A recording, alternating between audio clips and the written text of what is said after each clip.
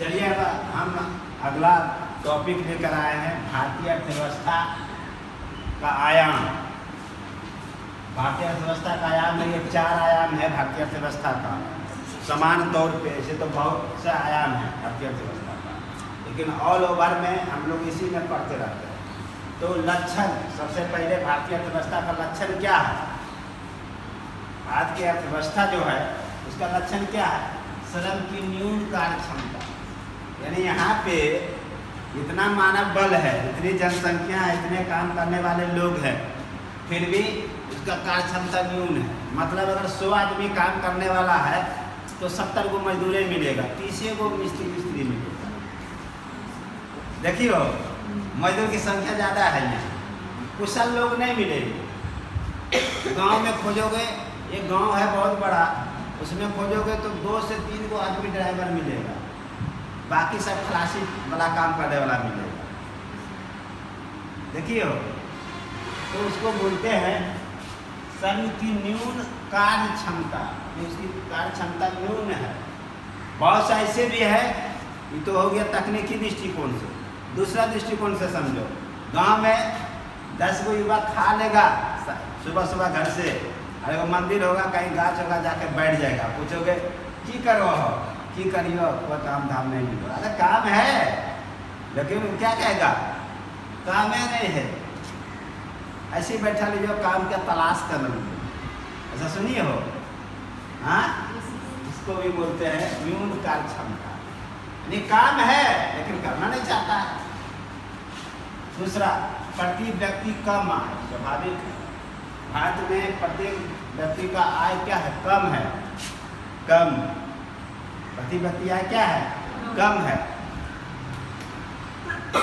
कितने लोग अमीर हैं यहाँ पे? आप देखते होंगे गांव में सबके पास इतना आय कम है कि अपने बच्चा को बढ़िया से पढ़ा लिखा नहीं पाता। प्रति व्यक्ति आय कम। पूंजी निर्माण की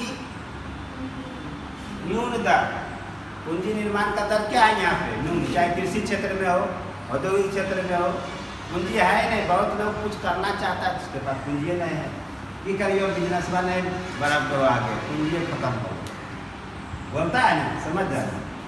पूंजी निर्माण की दर क्या? न्यून है, कम है। प्राकृतिक संसाधनों की क्या है? बहुत बड़ी बात है। प्राकृतिक संसाधन हमारे यहाँ बहुत है, जल है, जमीन है, पहाड़ है, पर्वत है, वन है, जमीन के अंदर कोयला, लिथियम, क्या क्या बनते रहता है, बहुत है प्राकृतिक संसाधन। एक श्रम अधिक वाली अर्थव्यवस्था। आज कैसा अर्थव्यवस्था है? श्रम की अधिकता वाली। यहाँ मानव बल अधिक। अब तो धीरे धीरे तकनीकी दृष्टिकोण से हम लोग आगे बढ़ रहे हैं, लेकिन मुख्य रूप से मानव बल, श्रम मतलब मानव का।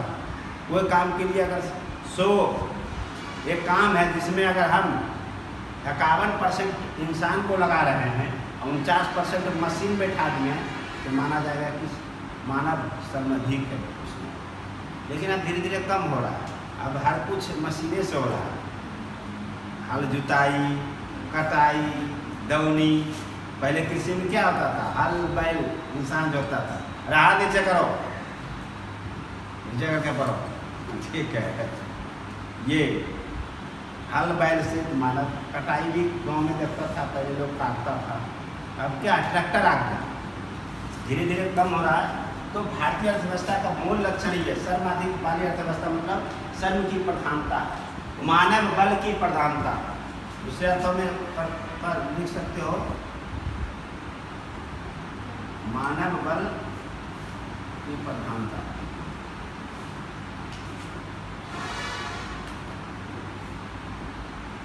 विशेषता है भारतीय अर्थव्यवस्था की। विशेषताएं क्या है? भारतीय अर्थव्यवस्था कैसी अर्थव्यवस्था है? भारत की विशेषताएं कैसी अर्थव्यवस्था है? विकसित विकासशील देश, बताए थे ना। विकसित विकासशील कैसे है? अगर विकसित विकासशील ऑप्शन मिले रहेगा तो विकासशील रहेगा, ये बताए थे। दूसरा, मिश्रित अर्थव्यवस्था है, कैसे बता चुके हैं मिश्रित, ये पूछेगा। कृषक अर्थव्यवस्था है, ये भी समझाना है क्या?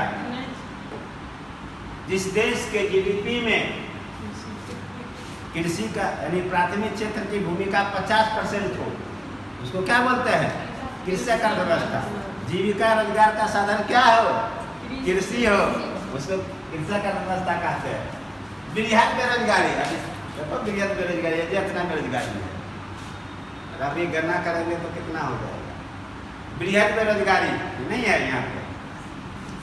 निर्धनता, अब देखो निर्धनता समझ लो, निर्धनता का भारत में क्या परिभाषा है? कौन है निर्धन? योजना आयोग के द्वारा परिभाषा दिया गया था कि ग्रामीण क्षेत्रों में 2400 कैलोरी अगर कोई खाया पिया दिन भर, गांव के लोग, और उसको 2400 कैलोरी या उससे कम भोजन प्राप्त हुआ तो गरीब है।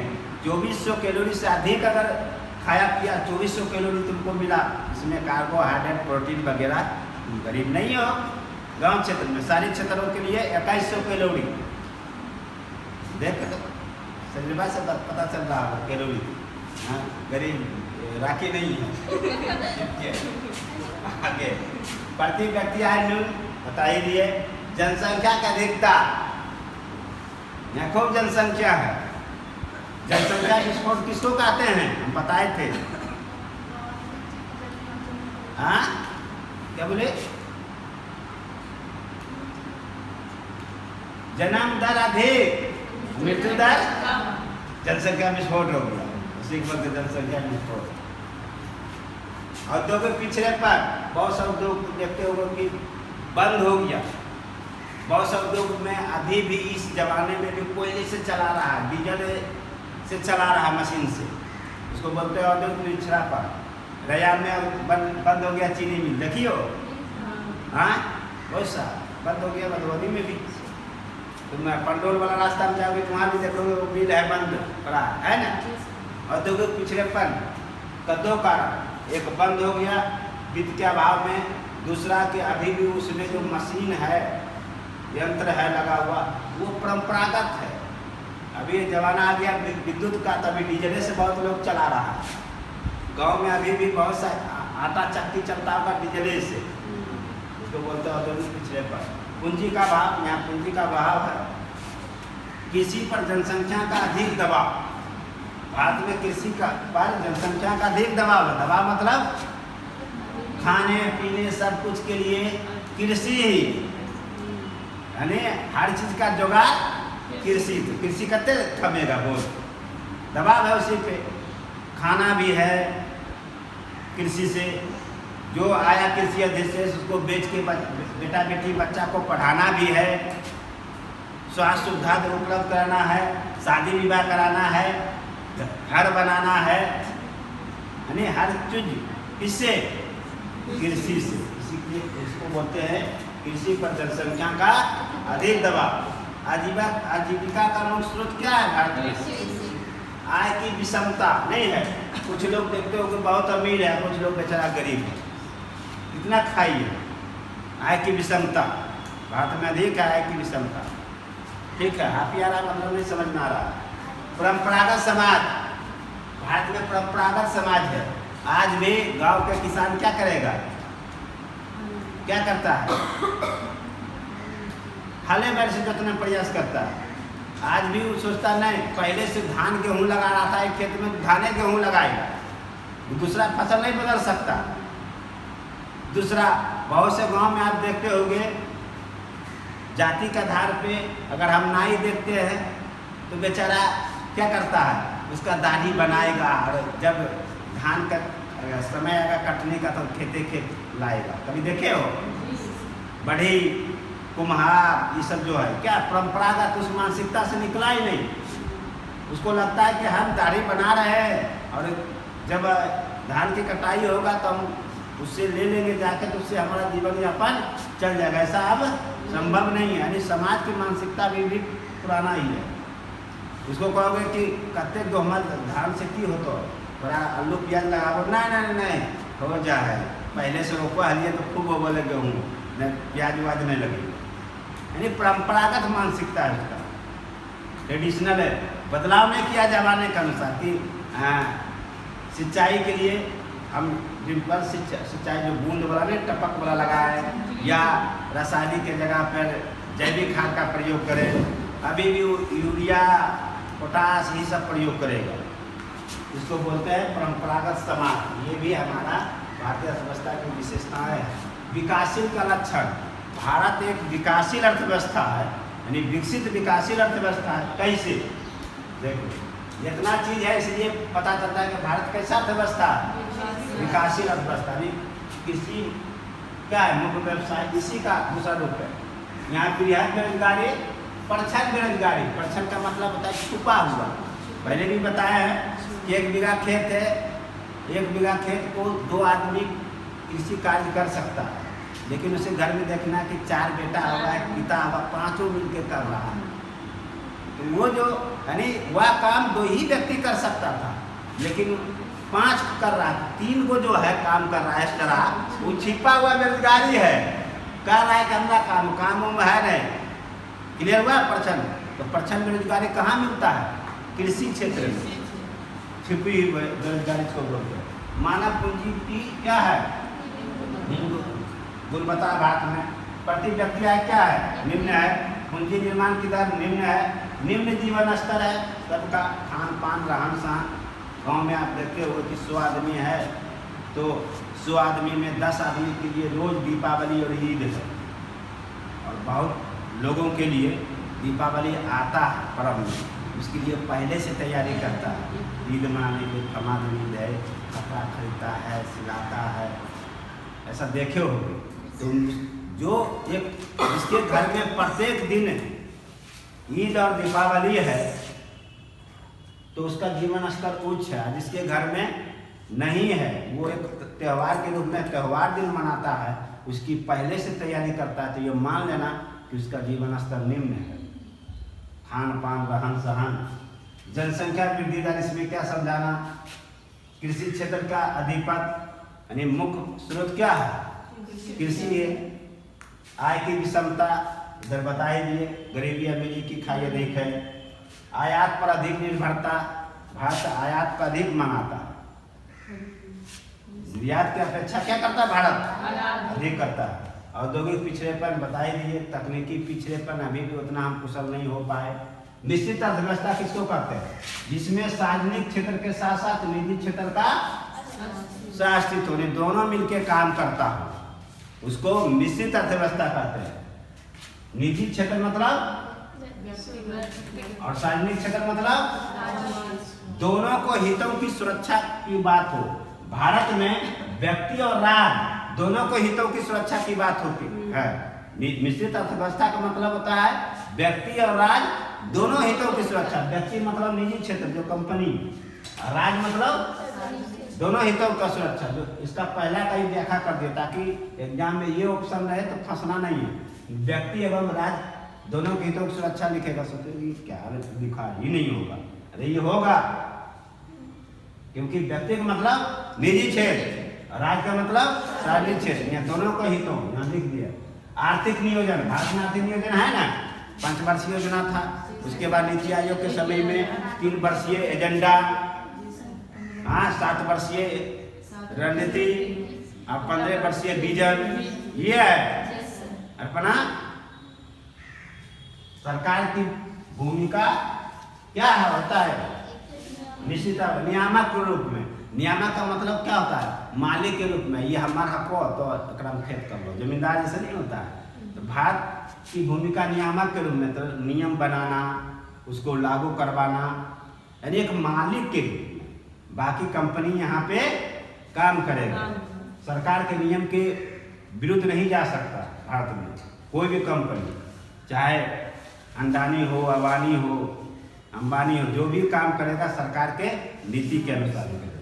और यहाँ पे क्या है, व्यक्तिगत स्वतंत्रता। पूंजीवादी अर्थव्यवस्था में कैसी स्वतंत्रता रहती है, आर्थिक स्वतंत्रता। रिवीजन नहीं की हो, नहीं की हो, तुमको पता, चलो लिखो चावा मोड़े में।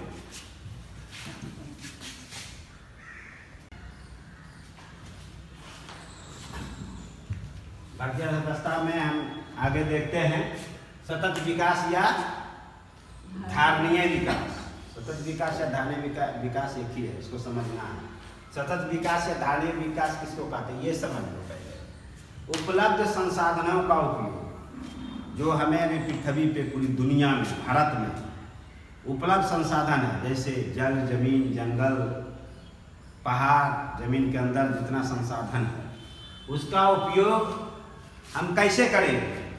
तो भावी पीढ़ी के लिए भी सुरक्षित रखना है। वर्तमान पीढ़ी के जरूरतों को पूरा करना है। वर्तमान पीढ़ी के क्या करना है?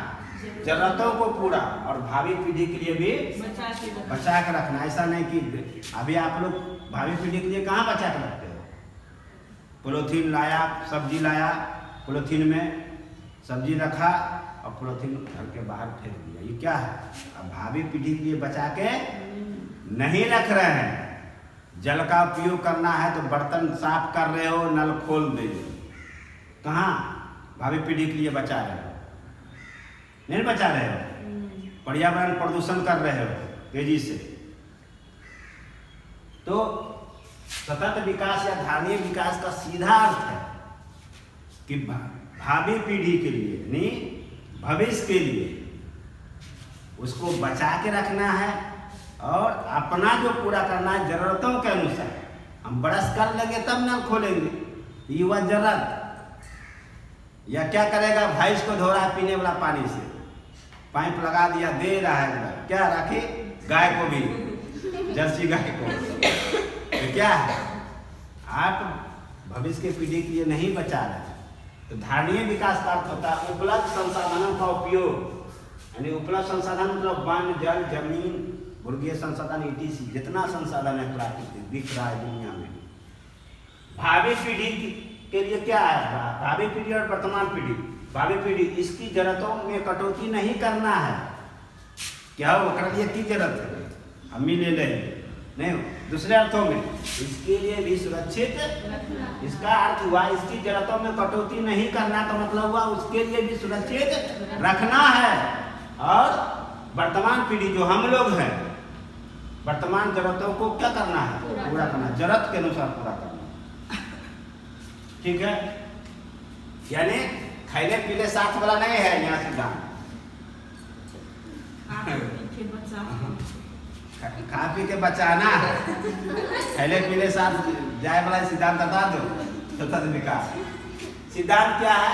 तो पर्यावरण को क्षति पहुंचाए बिना संसाधनों का, जो भी हम उपयोग कर रहे हैं, वन से लकड़ी चाहिए तो जो सूख गया है लकड़ी ओकरा वह लकड़ी काटना है। ऐसा नहीं कि बन गए तो जलावन के व्यू से कि जलावन का लकड़ी लाएंगे, वहाँ पर लालच बढ़ रहा है। कल लोग सिल्ली होते अति दरवाजा का सिल्ली बहुत अच्छा हुआ, वो काट दिया। यानी आप लोग क्या करते हो? कहीं जा रहे हो पैदल, गर्मी का दिन है तो पूरा पसीना पसीना, कोई वृक्ष मिलेगा, वृक्ष के पास गया, बैठा ना सुकून, गमछी है चाहे कुछ है बिछा के, बहुत लोग लेट जाता है। लेट गया, जब ठंडा हो गया शरीर, उसका वातावरण अनुकूल हो गया, तब वो उसका दिमाग गाछ का टहनी देखेगा, कौन मोटा है, कौन जो है ये चौकी बनेगा या पल्ला बनेगा दरवाजा का। यानी आप क्या दिमाग लगाते हो? यानी क्षति पहुंचाने का। तो पर्यावरण का उपयोग हम लोग कैसे करेंगे? पर्यावरण को क्षति पहुंचाए बिना संसाधनों का कुशलतम उपयोग। यानी लकड़ी जो सूखा हुआ लकड़ी है उसी को काटेंगे, कच्चा पेड़ नहीं काटेंगे। हम कोई चीज वहीं बनाएंगे, घर वहीं बनाएंगे जहां पेड़ उड़ नहीं हो। ऐसा नहीं कि पेड़ को काट के एकदम बना रहा है घर, खेत बना देता है, उद्योग लगा देता है, सब देखते हो ना। ये कहता है कि पर्यावरण को क्षति पहुंचाए बिना संसाधनों का कुशलतम उपयोग करना। ये है सतत विकास या धारणीय विकास। आर्थिक समृद्धि को बनाए रखना। सतत विकास में आर्थिक विकास को बनाए रखना कि आर्थिक समृद्धि को? आर्थिक समृद्धि को। सतत विकास में या धारणीय विकास में आर्थिक समृद्धि को बनाए रखना पर बल है, आर्थिक विकास पर नहीं। आर्थिक समृद्धि या आर्थिक विकास क्या है वो कल के टॉपिक में है ना, कल के टॉपिक। अब विशेषताएं सतत विकास या धारणीय विकास की क्या विशेषताएं हैं? जनसंख्या को क्या करना है? स्थिरीकरण बनाए रखना है। जनसंख्या को स्थिर नहीं करना, स्त्रीकरण बना रहे, बढ़े, धीरे धीरे बढ़े। यानी 2 बेटा हो, हम 2, हमारे 2, या 1 बेटा 1 बेटी, यानी 2। ऐसा नहीं कि नहीं हो, एकदम चाइना जैसा कर देना बंद। चाइना क्या किया था, 1, हम 2, हमारे 1, तो वहाँ प्रभावित हुआ चाइना। फिर वो नियम को उसको छोड़ देना पड़ा। नवीन प्रौद्योगिकी एवं तकनीकी हस्तांतरण, यानी नया नया तकनीकी चीज बनाना है, नए नए मशीन बनाना है, तो उसको हस्तांतरित भी करो। जो अल्पविकसित देश है, जो गरीब देश है, जो टेक्नोलॉजी नहीं बना पा रहा है, उसको हम बनाएं और बना के अपने तो उपयोग करें ही, और दूसरे को क्या करें, हस्तांतरण करें। तभी तो अगर हम बना के अपना उपयोग कर रहे हैं, टेक्निकली चीज़ से हम अच्छा काम कर रहे हैं, पड़ोसिया जो है, तुम गैस सिलेंडर से गैस से बना रहे हो खाना, अब पड़ोसिया जो है चूल्हा पर बना रहा है, प्रदूषण तो फैलवे करेगा कि नहीं फैलेगा। तुम्हारे नहीं बनाने से सब तो पड़ोसिया तो बना ही रहा है। तो ये कह रहा है कि नवीन प्रौद्योगिकी एवं तकनीकी, नवीन प्रौद्योगिकी का विकास हो, उसका आविष्कार हो, लेकिन उसका हस्तांतरण भी हो, तभी तो नियंत्रण होगा। नहीं तो तुम गैस सिलेंडर पे और वो चूल्हा पे, साधारण ईंधन पे, तो प्रदूषण फैलेगा ही गाँव में। देखते होंगे प्राकृतिक संसाधनों का उपयुक्त प्रयोग हो, यानी प्राकृतिक संसाधनों का जरूरत के अनुसार ही प्रयोग हो, तरीके से प्रयोग हो। ऐसा नहीं कि कोई चीज़ पानी निकाला 100 लीटर, अब 5 लीटर जरूरत है, अब 95 में फेंक दिया बाहर। तुम लोग क्या करते हो, अरे भाई अगर कपड़ा एवं गंजी धोना है तो 1 लोटा पानी भी धुला सकता है, तो 1 लोटा पानी निकाल कर उसको ऐसे करके धो के ऐसे कर, क्या करते हो, 1 बाल्टी में आधा बाल्टी रहता पानी से धो दिया और गा का, तो क्या हुआ। ये है प्राकृतिक संसाधनों को उपयुक्त प्रयोग आप नहीं कर रहे। जरूरत है हमको 1 ही लोटा में रुमाल धुलाई हो जाएगा, लेकिन आप क्या करते हो, आधा बाल्टी में और पानी फिर क्या करते हो, फेंक देते हो। आ गया। अब सिस्टम में कमी करना, अब सिस्टम में कमी कैसे होगा, तुम लोग नहीं करते हो। हाट बाजार जाओ तो घर का जो झोला है, माँ दादी जो झोला सीती होगी पहले, कपड़ा वाला बोरा वाला लेके जाना, तभी अपशिष्टों में कमी हो। अपशिष्ट क्या है, पोलोथीनमा जो लाती हो वो अपशिष्ट है। चाय पियोगी, हम जैसे चाय पीते हैं कहीं पे भी, तो हम बोलते हैं भाई भाड़ा में पिलाओ या शीशा का गिलास है दुकानदार को दो, तो पी नहीं चाहिए। हम क्या कर रहे हैं, अपशिष्ट में कमी कर रहे हैं। शीशा के गिलास में देगा, पी के भुला के फिर दूसरा पी सकता है। भाड़ा तो मिट्टी का होता है, वो प्रदूषण नहीं फैलाएगा, अपशिष्ट नहीं है। समझ में आया। बफर सिस्टम में जो प्लेट होता है वो होना चाहिए। ये प्लेट जो क्या बोलते हो, अभी जो थर्मोकोल वाला नहीं होना चाहिए। पत्तल अगर पत्तल है तो ये पेड़ पौधा वाला जो पत्तल बनता है वो पर खिलाना चाहिए भोज में, शादी विवाह में। तो थर्मोकोल वाला क्या है, बहुत वो अपशिष्ट है, प्रदूषण के दृष्टिकोण से नुकसानदायक है। और क्या अपशिष्ट में लेमचिस खाती हो,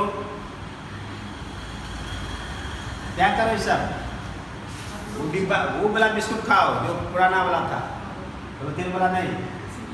तब अपशिष्ट में कमी करोगे तो क्या होगा, प्रदूषण नियंत्रण पर नहीं होगा।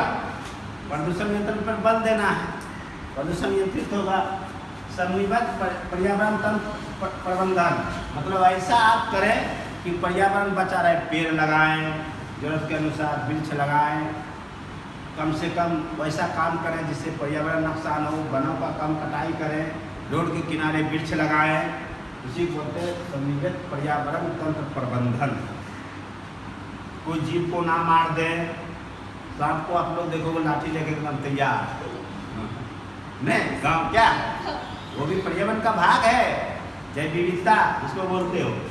बाजार अर्थव्यवस्था को क्या करना है, शुद्धिकरण करना। बाजार अर्थव्यवस्था किसको कहते हैं, मांग, जहाँ मांग अधिक और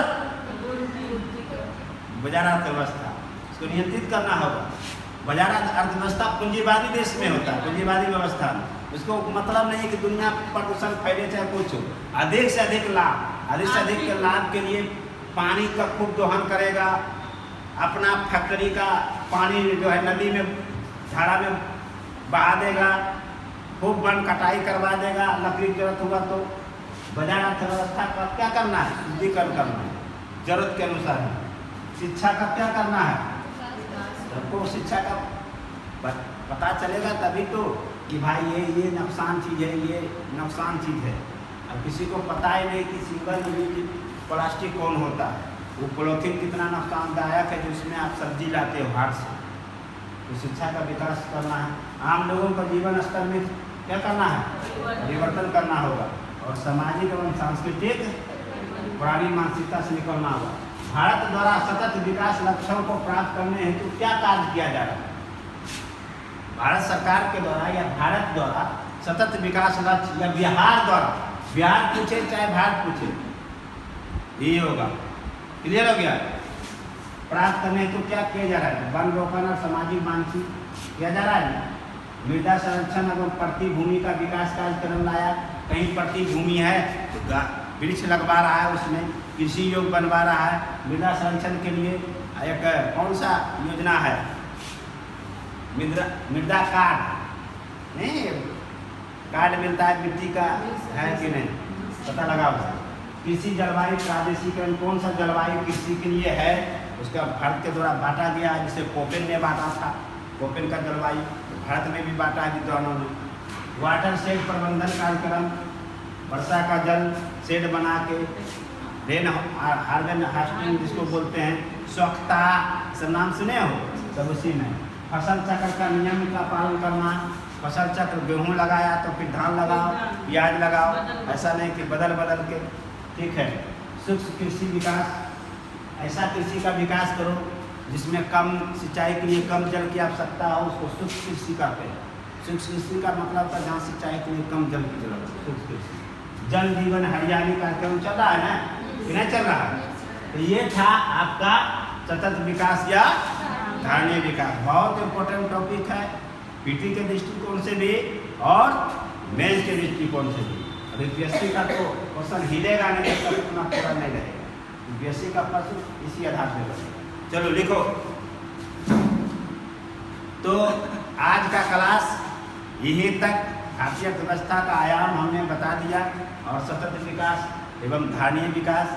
अगले क्लास का इंतजार कीजिए। अगले क्लास में हम क्या बताएंगे, आर्थिक समृद्धि, आर्थिक विकास। आर्थिक विकास एवं आर्थिक समृद्धि नहीं जानेंगे तब आपको अगला प्रश्न नहीं बन पाएगा कोई भी चीज़। आर्थिक समृद्धि क्या है, आर्थिक विकास क्या है, इसको समझना बहुत जरूरी है, क्योंकि हम हर बार बोलते हैं आर्थिक विकास, आर्थिक समृद्धि। हो सकता है बहुत लोगों को क्या बोल रहे हैं सर, आर्थिक विकास आर्थिक समृद्धि। तो आर्थिक विकास आर्थिक समृद्धि समझाना बहुत जरूरी है। तो अगले क्लास में अगले टॉपिक का हम आर्थिक समृद्धि विकास बताएंगे। तब तक के लिए इंतजार कीजिए। आज का क्लास यहीं तक। बहुत बहुत धन्यवाद। Thank you.